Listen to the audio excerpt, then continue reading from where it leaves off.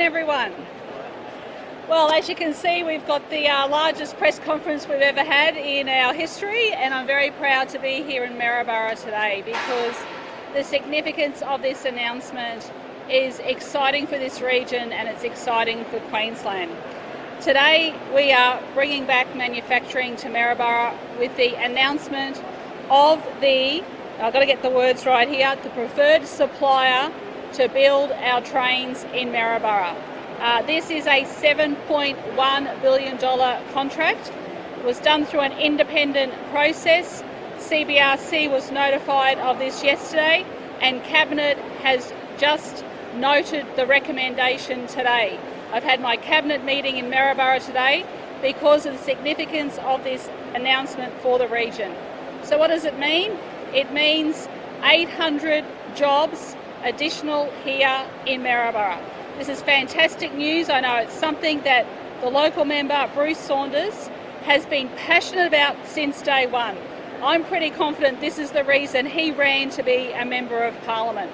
This is the largest manufacturing announcement of trains that we have ever made in the history of this state. My government said that we would make trains in Maryborough, we would bring manufacturing back to Queensland, and today I honour that commitment to Queensland and to the people of this great region. Behind us you have the men and women who work here at Downer. These are the men and women, they are generational. Their children work here, and in some respects their grandchildren work here as well. We've been here many times, and 8 years ago when we were elected, everybody in this region did not know what was going to happen to this town.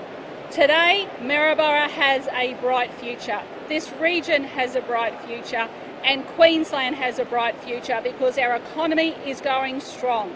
I said from day one, if we had a strong health response during COVID, that would bring about a strong economy, and that is exactly what has happened. Queensland leads the nation when it comes to a whole range of economic factors. We are now going to partner with schools. We are going to even strengthen that partnership even more in terms of linking in those young people, getting jobs here locally, living, raising their families, staying in community. Just up the road in Torbanlea, we are building the manufacturing plant. This manufacturing plant will be completed next year, where the trains will be made. There will be 65 six-car trains, and as I said, there will be a purpose-built manufacturing facility in Torbanlea, which I've had the pleasure of going and visiting. So, manufacturing is absolutely alive and well in this state, and Queenslanders can do anything, and in Maryborough, we're absolutely at the front of the queue for that. So I'll hand over to Minister Bailey, then the local member Bruce will want to say a few words, and then we'll open it up to questions, and of course Adam from Downer. Sorry. Thanks very much, Premier. This is an historic day, not just for Maryborough, but for Queensland, as rail manufacturing jobs come back to Queensland and Queensland workers. We saw, of course, under the previous government, train contracts sent overseas for them to be made, the jobs sent offshore, they were non-disability compliant. These trains will be state-of-the-art, made by Queensland workers, high quality here in Maryborough, and they will be maintained, of course, over the next couple of decades with a lot of maintenance jobs as well as construction jobs of the facility and the trains themselves. These trains will be fantastic. They will not only be fully disability compliant due to the new processes that we've put in government, they will have facilities, of course, in terms of bicycle and active transport.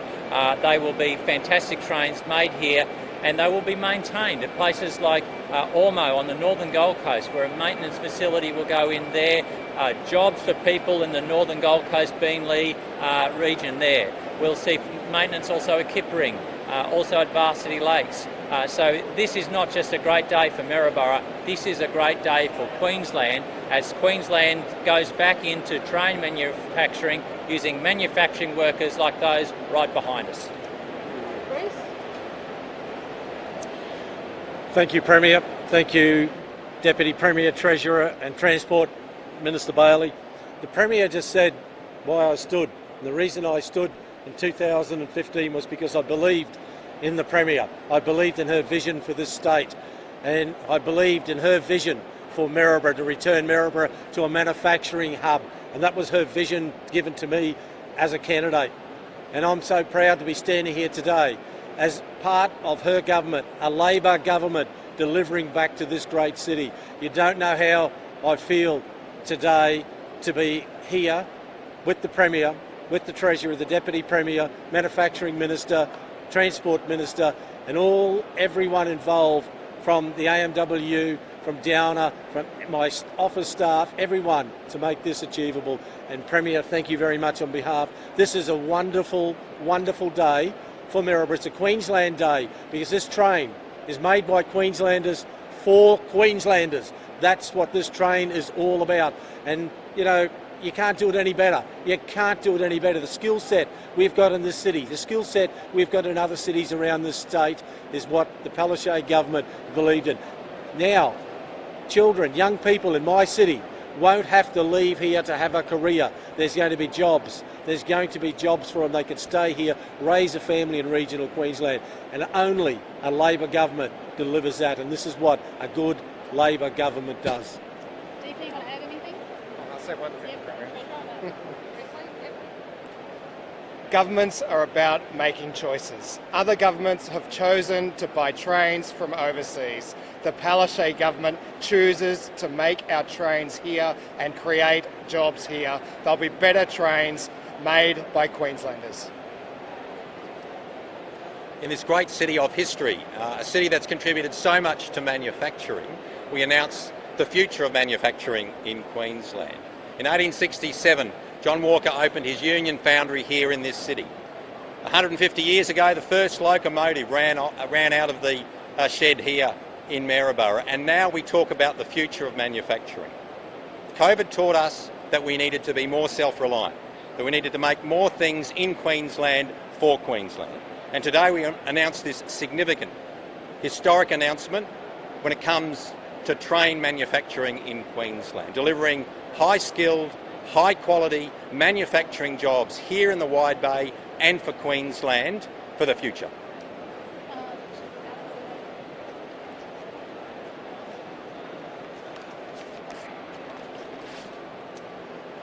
In 1867, John Walker established Walker Engineering here in Maryborough on the banks of the Mary River.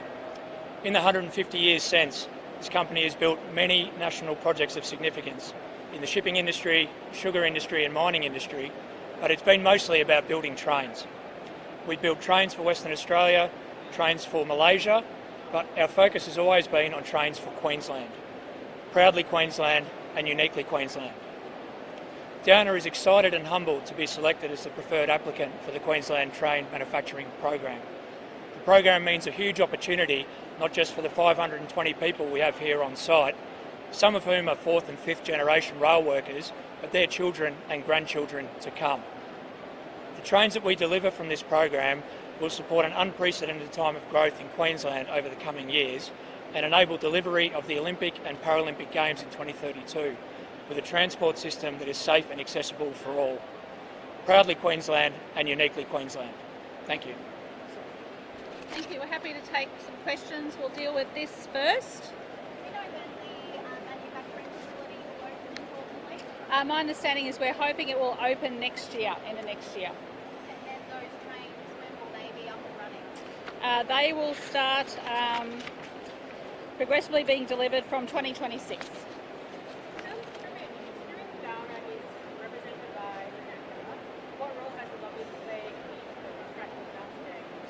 It has all been done independently and through probity. Probity has been involved every step of the way through the Department of Transport and Main Roads.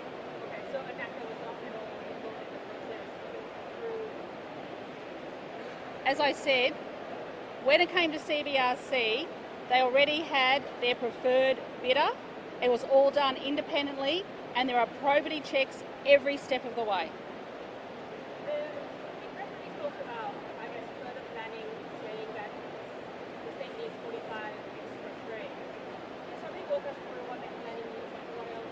Yeah, sure, I'll get Minister Bailey to do that. Thanks, Mark. Thanks, Premier. So this is on track for 65 new trains. These will be progressively put into the South East Queensland network from 2026. As our population expands, we will need more frequent services right across the South East. And so these trains allow us to increase the capacity that we're building with Cross River Rail, so that as we bring in Cross River Rail, we are then able to ramp up the number of services in subsequent years. And of course, with the Olympic Paralympic Games, we're going to need every single one of these trains. They will be on tap for the Olympic Paralympic Games, but of course for population growth equally is important. Yeah, any other questions? Yes. So Minister Bailey will go through that because it's a structured process as part of the tender and probity. So I'll get Minister Bailey to address that. It's a very thorough process. Yeah, thanks, Premier. Look, this has been a very strict process in terms of the selection of the preferred supplier. There's still a few issues to be resolved as part of the normal part of the process before a final contract is signed in March, but that is a normal part of this. So there were 3 proponents. It was entirely done independent of government, done on clear criteria, very strict probity all the way, and the Down has been selected by that process, and the government has accepted that recommendation. Okay. Oh my goodness, I want to see as many local jobs as possible, and you only have to go and meet the workforce here. I've met many people here. They work locally, they live locally, and like Adam said as well, generational. So I'm quite sure there's going to be boys and girls studying in school today that are really proud to know that they can one day work here and follow in their fathers or grandfathers or grandmothers' footsteps. Yes.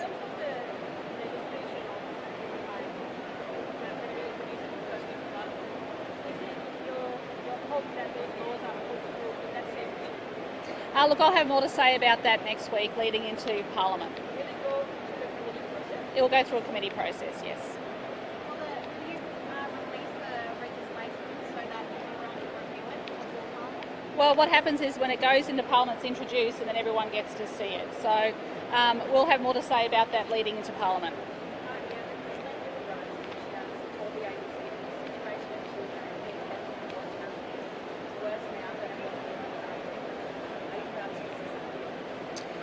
Look, what I say there is that it is absolutely not our desire for children to be in watch houses, but we need to make sure that they are safe, and we are putting in place a comprehensive suite of reforms that will go before the Parliament in the next couple of weeks.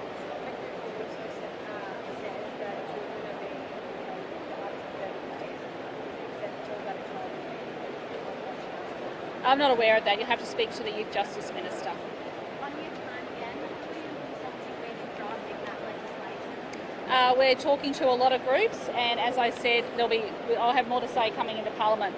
But today we are here talking about the most significant manufacturing announcement for this region. You name one other announcement that has going to change the lives of people in this region than this one we're making today.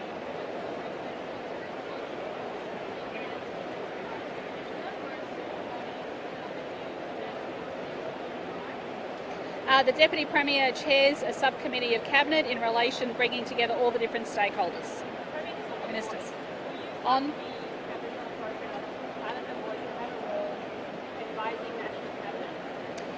Well, the concept of the voice is to advise Parliament on a whole range of issues. You can put that question to the Prime Minister, but we had Pat, who came and addressed us just recently at National Cabinet on Friday. So. And she'll be coming to address our Cabinet. I advised our Cabinet she'll be coming to address State Cabinet this year. Sorry? I think we need to focus to the issue at hand, which is the Prime Minister's commitment, and you saw the statement of intent that was signed by all of the First Ministers about having a constitutionally recognised voice to Parliament.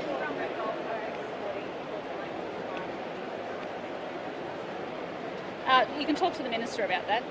On Tom Tate has confirmed he's running for the mayor in the next election. What are your thoughts on that, and is he easy to work with? Well,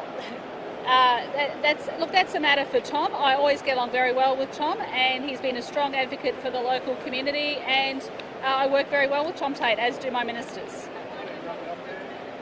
Last one. Deputy Leader Jared Bly coincides next week with the French holiday. Do you think politics Well, while Jared Blay is busy making pamphlets, we are going to be making trains. I think what's relevant to Queenslanders are announcements like this today, where you had the opposition, when they were in government, sent these trains overseas. We are making them in Queensland. So I think he has to take a reality check. He is always busy making pamphlets, and we are making the real deal, the real trains, and it's jobs for Queenslanders. Thank you. All right.